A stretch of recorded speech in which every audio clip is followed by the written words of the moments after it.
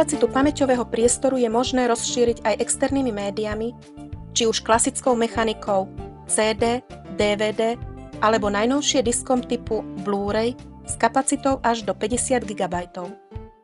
Pamäťou typu USB Flash s kapacitou do 16 GB, pamäťovými kartami rôzneho typu, ktoré používajú častejšie fotoaparáty a kamery.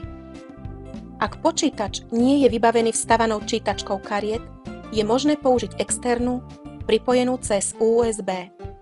Medzi zariadenia s vyššou kapacitou potom patria externé harddisky, pripojiteľné cez mini USB, prípadne port USB typu B, alebo je možné použiť rozhranie typu 1394.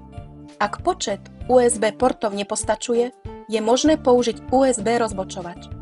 Treba si ale uvedomiť, že v tomto prípade sa všetky porty delia o celkovú kapacitu rozhrania.